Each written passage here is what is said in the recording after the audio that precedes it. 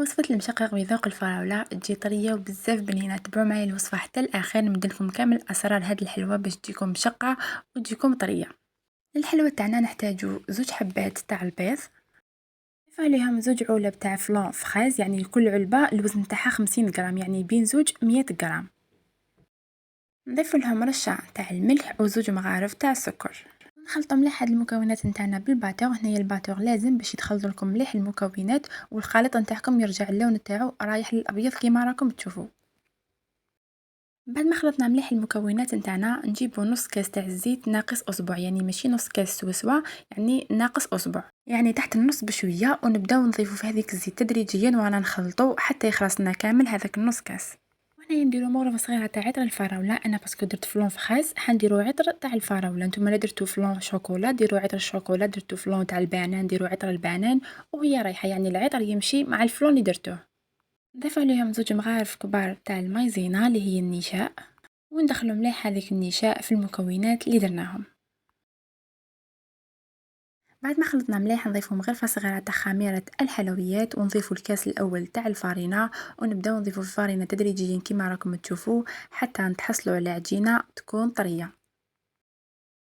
هي كيما راكم تشوفوا كملت الكاس الثاني تاع الفارينة والعجينة مازالت مخصوصة شوية فارينة. جبت الكاس الثالث وراني نزيد منه غير بشوية. نتوما ثاني كعينكم ميزانكم ما تكثروش الفارينة باش ما تغلبكمش. هنايا ملاحظة فقط وقتاش تحبسوا الفارينة، يعني شوفوا كي نشد العجينة بهذيك اليد، يعني المسخة اللي فيها الفارينة نلقاها مازال تتلاصق، بصح كي نشدها بهذيك اليد نقية يعني شوفوا نحسوها تتلاصق في اليدين بصح ما تتلاصقش. شوفوا كيما راكم تلاحظوا.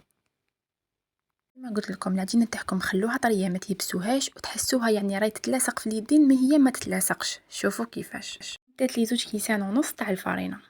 وهنايا عندي السكر كلاص اللي نرمدو في العجينه تاعنا، وعندي لي كيسات. ونوزنوا العجينه تاعنا 30 غرام ونرمدوها في السكر الناعم ونحطوها مباشره في الكيسات كيما راكم تشوفوا.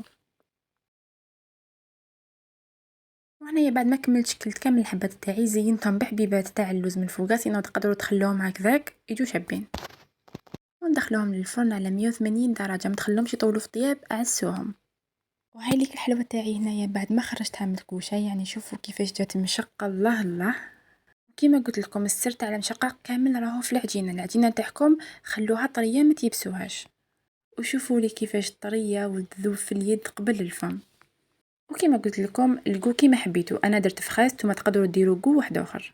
وكانت هذه وصفتنا تاع نهار اليوم، مشقق بذوق الفراولة. نتمنى ان شاء الله تكون عجبتكم. هكذا ما بقى لي غير نقول لكم تهلاو في روحكم، نتلاقاو في وصفات قادمة، والسلام عليكم.